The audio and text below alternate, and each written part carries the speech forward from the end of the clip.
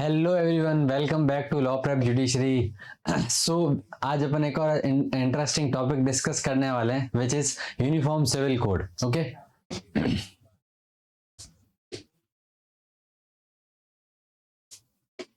Yes, hello everyone, welcome back to the YouTube channel of law prep judiciary. आज अपन एक और interesting topic को डिस्कस करेंगे which is uniform civil code, है ना, जिसको अपन हिंदी में बोलते हैं समान नागरिक संहिता। Okay, so this has been a topic of debate since very long. इस पर्टिकुलर टॉपिक के ऊपर अलग अलग टाइम पर अलग अलग कमीशंस ने, अलग अलग अपन बोल सकते हैं अथॉरिटीज ने इसके ऊपर कमेंट किया है और बताया है कि क्या इसकी रिक्वायरमेंट है आज की डेट में।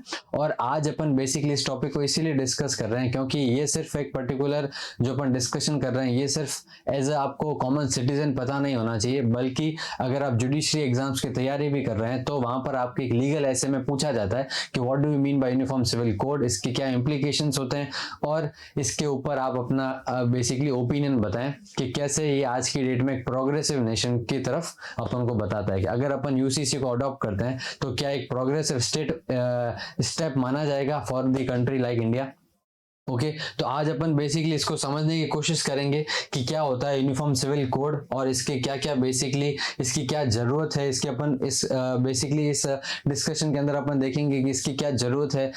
फिर अपन देखेंगे कि इसका कॉन्स्टिट्यूशनल पर्सपेक्टिव क्या है। फिर ऑनरेबल सुप्रीम कोर्ट ने अलग अलग जजमेंट्स में अपने क्या व्यूज बताएं, उन सारी चीजों का आज अपन डिस्कस करेंगे। ओके, सो फर्स्ट अपन देखते हैं कि यूनिफॉर्म सिविल कोड बेसिकली होता क्या है। तो basically it is a beacon of legal reform, ठीक है, जो एक बेसिकली एक जस्ट सोसाइटी को स्टेब्लिश करने की बात करता है। जस्ट सोसाइटी कैसे कि यूनिफॉर्म सिविल कोड अगर हम इंप्लीमेंट करते हैं या यूनिफॉर्म सिविल कोड की जब अपन बात करते हैं तो उससे क्या होगा बेसिकली कि जितने भी पर्सनल लॉज के अंदर अपन अलग अलग मैटर्स को स्टडी करते हैं, जैसे मैरिज का हो गया, डाइवोर्स का हो गया, इनहेरिटेंस का हो गया, अडॉप्शन का हो गया, सक्सेशन का हो गया, सो इन सारे मैटर्स के रिगार्डिंग में अलग अलग पर्सनल लॉज में अलग अलग रूल्स एंड रेगुलेशंस है।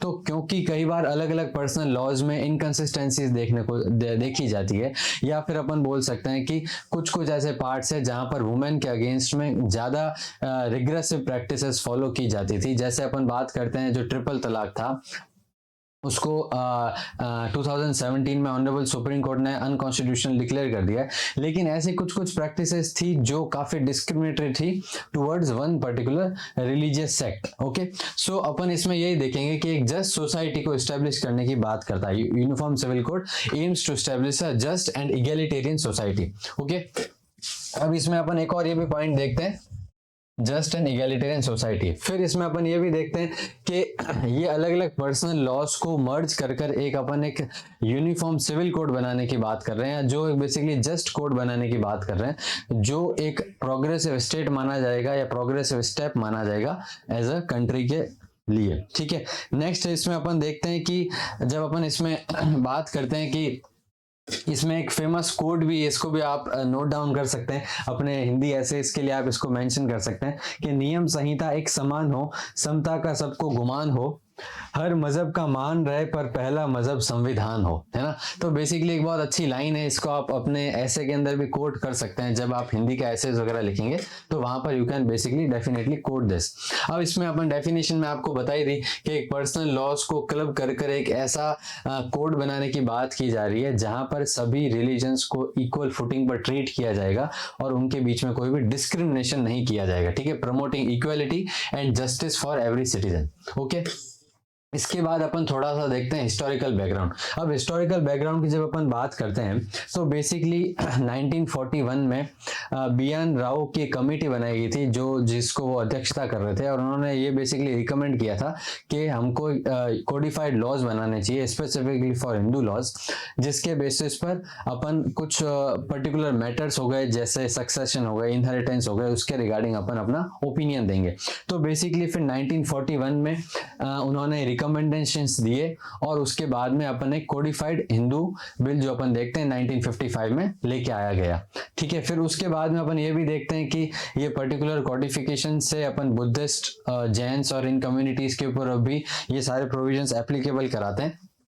और मुस्लिम लॉ की जब अपन बात करते हैं तो मुस्लिम लॉ के अंदर भी मुस्लिम्स के लिए पर्सनल लॉज है जो स्पेसिफिकली 1937 का शरीयत एक्ट है, उसमें अपन बेसिकली यही सारे देखते हैं कि Shariat act is applicable to Shariat act है 1937 का, it is applicable to Muslims community. Okay, ये मुस्लिम्स के लिए पर्सनल लॉज माना जाता है। ओके,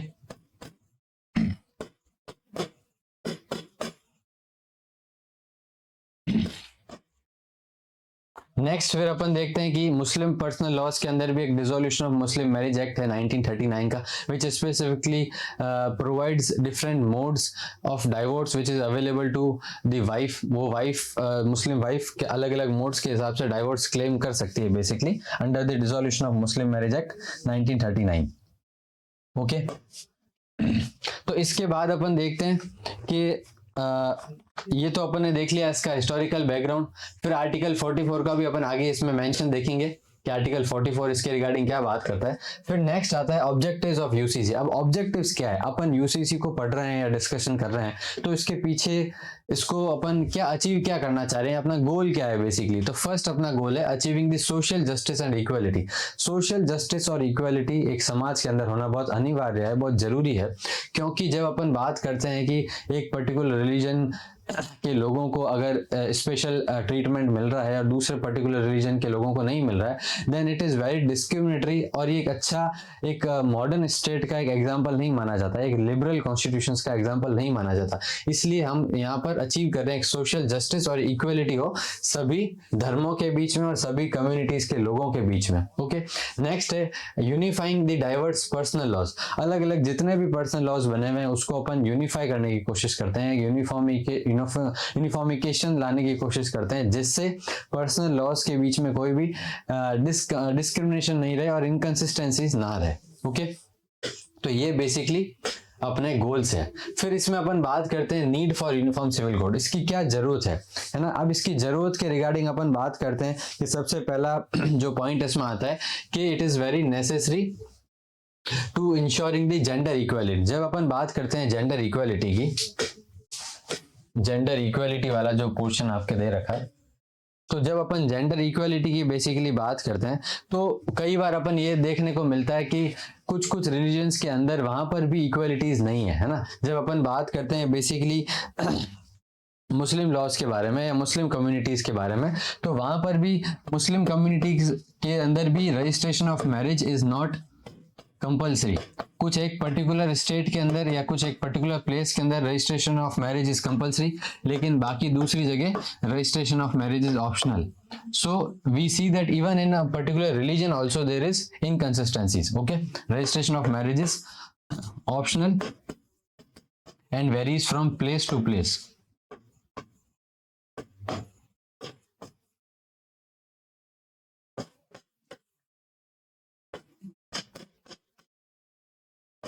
एक तो ये पॉइंट आ जाता है जब अपन बात करते हैं जेंडर इक्वालिटी की या एक बेसिकली जेंडर जस्टनेस वाले लॉज की। फिर ऑनरेबल सुप्रीम कोर्ट का भी इसके अंदर एक कमेंट आया था। जब अपन देखते हैं इंडियन यंग लॉयर्स एसोसिएशन वाला केस जब अपन बात करते हैं तो उसके अंदर ऑनरेबल सुप्रीम कोर्ट ने भी 2018 के अंदर अपना पॉइंट बताया था।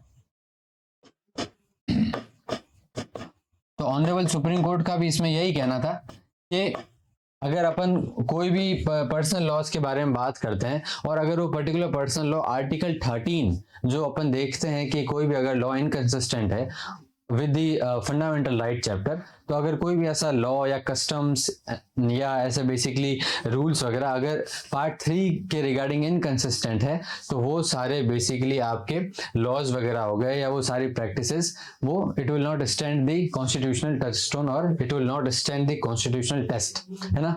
तो इसलिए इस केस के अंदर ऑनरेबल सुप्रीम कोर्ट ने ये सारे पॉइंट्स बताए थे। ओके, नेक्स्ट अपन इसके अंदर देखते हैं जो एक तो ये पॉइंट आ जाता है जेंडर इक्वालिटी वाला। नेक्स्ट आता है एक और आपके पॉइंट जो अपन need for uniform civil code के अंदर जब अपन बात करते हैं तो वो आता है जेंडर जस्टिस को बात करने का।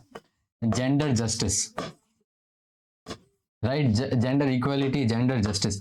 अब जेंडर जस्टिस की अपन यहाँ पर इसलिए बात करते हैं क्योंकि जब अपन हिंदू लॉज को पढ़ते हैं तो हिंदू लॉज में मिताक्षरा जो ब्रांच है हिंदू लॉ की वो बेसिकली आपके यही पॉइंट बताती है कि हिंदू डॉटर के पास में राइट होता है by birth in joint family property. जो अपन बात करते हैं कि जो हिंदू बेसिकली जो मेल होते हैं या मेल हिंदूज होते हैं उनके पास में राइट बाय बर्थ होता है इन दी जॉइंट फैमिली प्रॉपर्टी, लेकिन मिताक्षर और ब्रांच ऑफ लॉ के अंदर ये राइट नहीं था। वैसे तो अब सुप्रीम कोर्ट के जजमेंट्स आ गए हैं जहां पर Hindu daughters are considered to be the coparceners और कोपार्सनरी राइट्स होते हैं उनके पास में बेसिकली। तो लेकिन इससे पहले पोजीशन ये थी कि वहां पर ये जेंडर डिस्क्रिमिनेशन परसिस्ट कर रहा था। ओके, तो एक तो ये पॉइंट आता है जब अपन हिंदू लॉज के बारे में बात करते हैं। और जब when we talk about Muslim law, तो मुस्लिम लॉ के अंदर भी जनरली जो अपन देखते हैं कि इनहेरिटेंस वाला पॉइंट, तो मैन के पास में डबल राइट्स होते हैं या डबल उनके पास में बेसिकली प्रॉपर्टीज होती है when we compare it with the inheritance rights to the women. Okay, तो ये भी एक जनरल प्रैक्टिस चलती हुई आ रही है। तो ये सारी चीजें जो है अपन बोल सकते हैं कि it is against the tenets of gender justice, या फिर ये कहीं ना कहीं इनजस्टिस दिखाने की कहीं बात की जा रही है। तो इसलिए यूसीसी को लाने से ये सारे फायदे हो सकते हैं। ओके, एक तो ये पॉइंट है। फिर अपन ने ये बेसिकली देख लिया कि it also ensure the fundamental rights को इंश्योर की जाती है। ओके, फिर सिंप्लीफाइंग द लीगल प्रोसेस कैसे सिंप्लीफाई होगा कि अगर एक ही सिविल कोड है या एक ही बेसिकली अपन कोड की बारे में बात करते हैं जो अलग अलग पर्सनल लॉज को या पर्सनल कम्युनिटीज को गवर्न करेगा, तो उससे जो बेसिकली केस या कोर्ट के केसेस के अंदर जो पेंडेंसी बढ़ रही है वो भी कहीं ना कहीं रुक जाएगी और जो कॉम्प्लेक्सिटीज इन्वॉल्व है वो भी आपकी कहीं ना कहीं कम हो जाएगी। ओके, नेक्स्ट स्टेप इसमें अपन देखते हैं कॉन्स्टिट्यूशनल पर्सपेक्टिव। अपन ने देख लिया आर्टिकल 44 बेसिकली डायरेक्टिव प्रिंसिपल्स का पार्ट है, और क्योंकि ये डायरेक्टिव प्रिंसिपल्स का पार्ट है so basically part 4 is not justiciable. इसको बेसिकली इन्फोर्स कराने के लिए अपन कोर्ट में नहीं जा सकते या सुप्रीम कोर्ट के पास में जाके नहीं बोल सकते कि आर्टिकल 44 को इन्फोर्स कराया जाए। ओके, क्योंकि it is a part of directive principles of state policy. So basically article 44 में ये लिखा गया है कि स्टेट के पास में या स्टेट को ऐसा एंडेवर करना चाहिए कि एक यूनिफॉर्म सिविल कोड बनाया जाना चाहिए for the entire territory of India.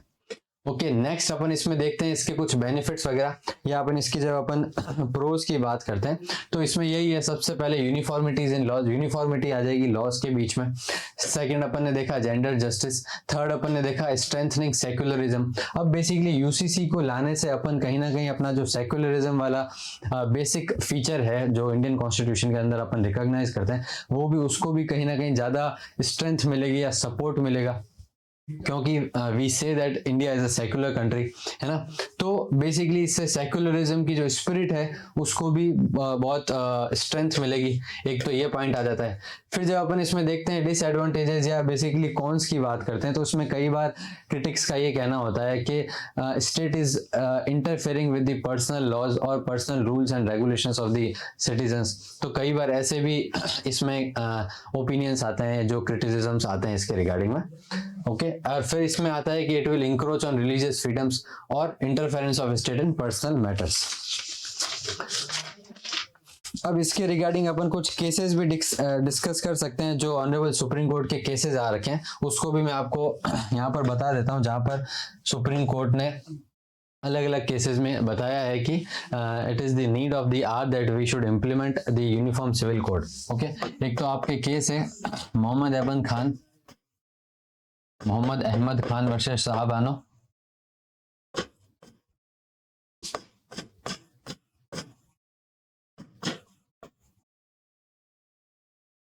फिर एक और आपका केस आ जाता है Sarla Mudgal versus Union of India.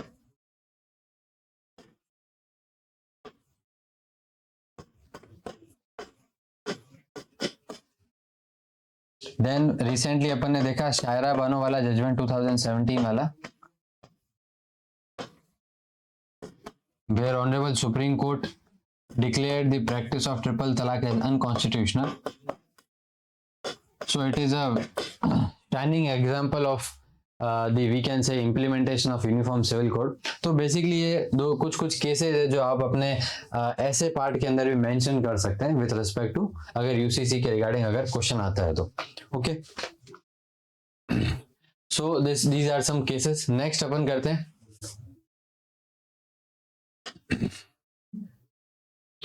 Proposed framework. अब प्रपोज्ड फ्रेमवर्क में अपन ये पॉइंट देखते हैं कि लॉ कमीशन ऑफ इंडिया ने 2018 में कहा था कि it is not desirable that we should have UCC at this moment of time, because it is very important to take the public consultation, public views with respect to the implementation of uniform civil code. तो इसके regarding अलग अलग states में या अलग अलग basically public consultations के लिए इसके व्यूज मांगे गए हैं कि क्या हमको यूसीसी को लाना चाहिए अभी या नहीं लाना चाहिए, और we should wait for opinions of the public at large. तो बेसिकली इसके अंदर यही पॉइंट रखा गया है कि जब एक सूटेबल टाइम आएगा या जब अलग अलग व्यूज अपने को मिलेंगे, उसके बाद में we will actually frame the model for the uniform civil code. Okay, तो एक तो इसमें ये पॉइंट आ जाता है। सो बेसिकली ये अपना पोर्शन था विद रिस्पेक्ट टू यूसीसी। अपन ने अलग अलग पॉइंट्स देखे, ये इन सारे पॉइंट्स को आप अपने एसेस के अंदर भी यूज कर सकते हैं, विच विल डेफिनेटली हेल्प, और कुछ केसेस को भी आप साइट कर सकते हैं। Okay, so basically this is the end of our video with respect to uniform civil code. And इसमें मैं आपको एक कोड बताना चाहूंगा एंड में, जो आप अपने आंसर में भी लिख सकते हैं। You can write down here. जो former chief justice of India थे, ऑनरेबल जस्टिस वाई.वी. चंद्रचूड़, उन्होंने भी यूनिफॉर्म सिविल कोड के रिगार्डिंग अपना एक पॉइंट रखा था। तो उस कोड का आप लिख सकते हैं, common civil code, common civil code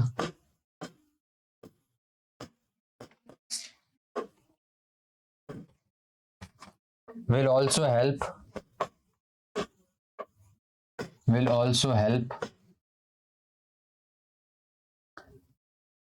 in strengthening the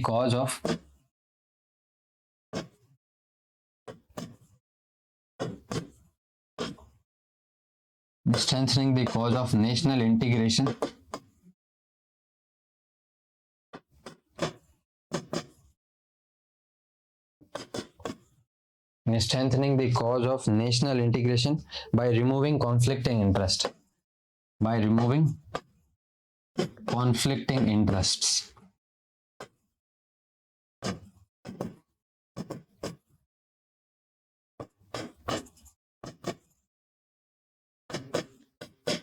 Okay, so you can basically use this code in your answer. So that's it for today's session. I hope आपको एक informative session मिला होगा with respect to uniform civil code. Okay, so take care and अपन मिलते हैं next video में. Okay, thank you.